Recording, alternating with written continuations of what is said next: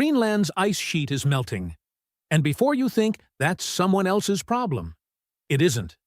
It never was. By the end of this video, you will never look at a weather map, a flood zone, or even your country's coastline the same way again. Because what is happening in Greenland right now is not a distant environmental headline.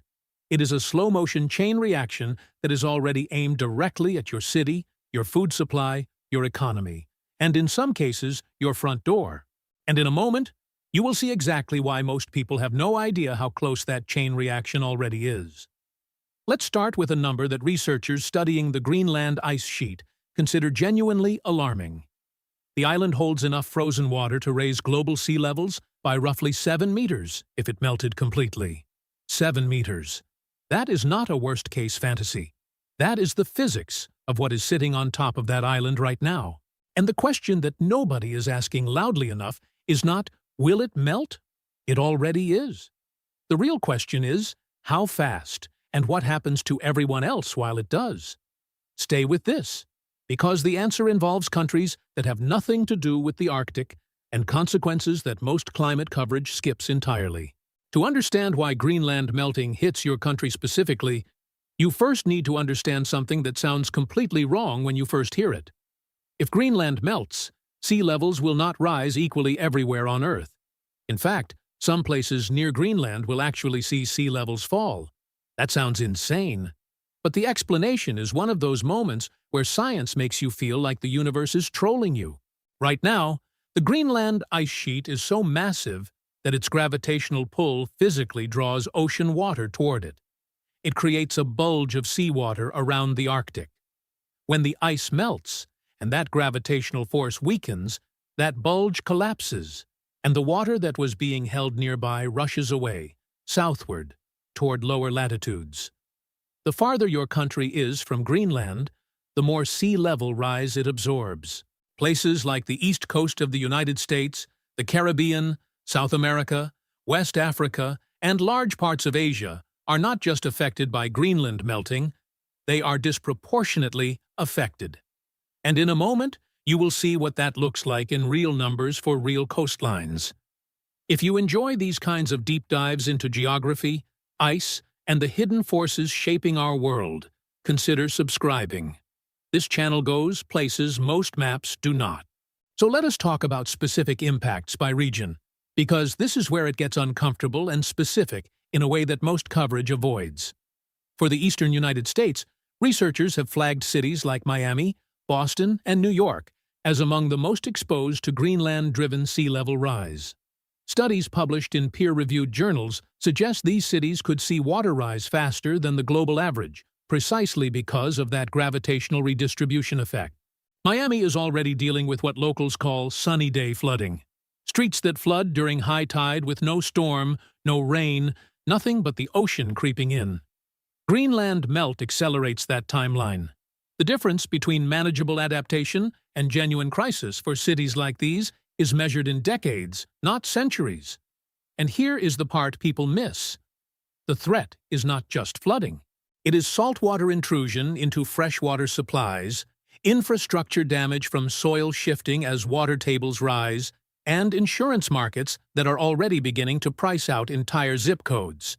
For Western Europe, the story is different, but equally serious. And this is where it gets genuinely strange. The Atlantic Ocean has a circulation system, researchers call it the Atlantic Meridional Overturning Circulation, sometimes referred to as the ocean conveyor belt, that moves warm water from the tropics toward Europe, which is part of why countries like the United Kingdom and Norway have far milder winters than their latitudes would normally allow. Greenland meltwater, which is cold and fresh, is pouring into the North Atlantic in growing volumes. Fresh water is less dense than salt water, and this influx is slowing that circulation system down. Some studies suggest it is operating at its weakest point in over a millennium. If it slows significantly or disrupts further, Europe does not just get flooding.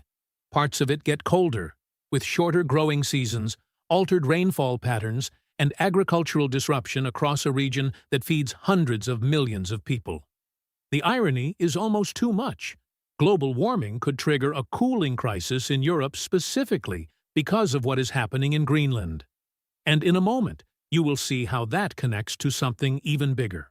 For South and Southeast Asia, the concern is less about cold and more about sheer volume. Bangladesh, Vietnam, Indonesia, India's eastern coast, and dozens of low-lying island nations across the Pacific and Indian Ocean sit in the direct path of redistributed meltwater. In Bangladesh alone, studies estimate that a 1-meter rise in sea level could displace tens of millions of people from the southern delta regions. These are not abstract projections. The land is already sinking in some areas while the water rises from below. The combination of Greenland melt, Antarctic ice loss, and thermal expansion of warming oceans creates a compounding effect that researchers describe as one of the most significant displacement drivers of the 21st century. We are not talking about future refugees.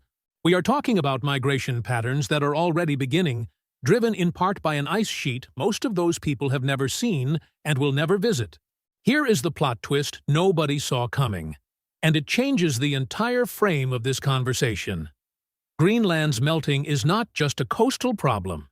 It is a food security problem, a geopolitical problem, and, this is the part that is almost never covered, it is a feedback loop that accelerates itself. As the ice melts, it exposes darker land and ocean surfaces beneath. Dark surfaces absorb more solar heat than reflective ice does. More heat means more melting. More melting means more dark surface. Scientists call this the ice albedo feedback, and it means the process is not linear. It does not melt at a steady rate that we can neatly plan around.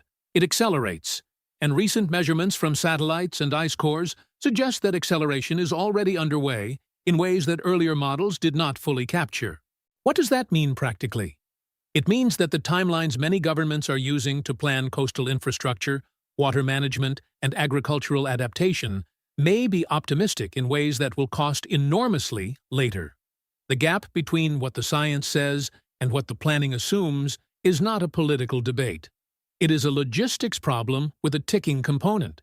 Now, let us talk about what this means for agriculture and food supply, because this is the connection that most people miss entirely. Greenland melt alters precipitation patterns globally. As the jet stream becomes less stable, a process linked to the temperature difference between the Arctic and the mid-latitudes narrowing, weather becomes more erratic. Droughts hit grain-producing regions harder. Floods arrive out of season. The growing windows that farmers in the American Midwest, the European plains, and South Asian river deltas have built their entire systems around begin to shift. These are not distant risks.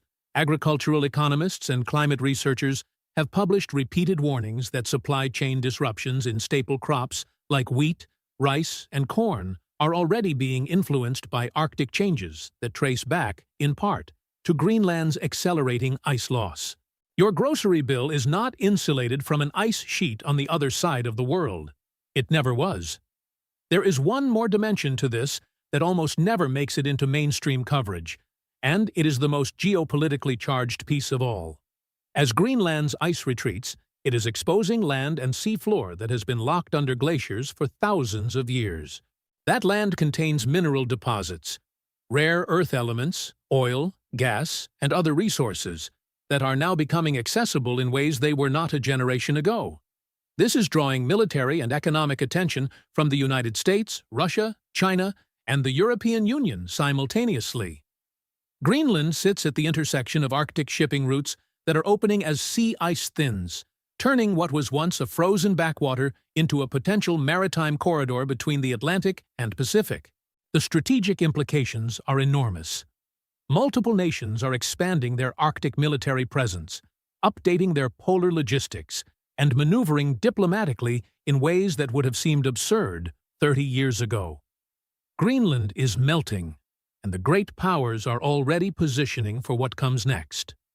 That race is happening now, and it matters to every country because control of those routes and resources will shape trade, energy prices, and military balance for decades. So what do you do with all of this? The honest answer is that individual action alone does not solve a problem at this scale, but collective awareness does shift what governments and institutions prioritize. The countries most exposed to Greenland-driven sea level rise need adaptive infrastructure funding, early warning systems, and managed migration frameworks built now, not after the next major flooding event forces the issue. The countries contributing most to the warming that is driving the melt need to understand that the consequences are not abstract or distant. They are already in the insurance premiums of coastal property owners, in the drought alerts going out to farmers, in the military budget line items covering Arctic readiness. This is not a problem for the future. The future already started. By now, you have seen why Greenland's melting is not a Greenland story. It is a gravity story, an ocean circulation story, a food security story, a migration story, and a geopolitical story, all at the same time, all connected, all already in motion. The ice sheet is not waiting. The question is whether the world's response catches up before the consequences outpace the planning. If this video gave you a new way of seeing this, drop a comment below and answer this. Do you think Greenland will become the most geopolitically important piece of land on Earth in the next 50 years? There is no wrong answer, and the debate in the comments is always worth reading.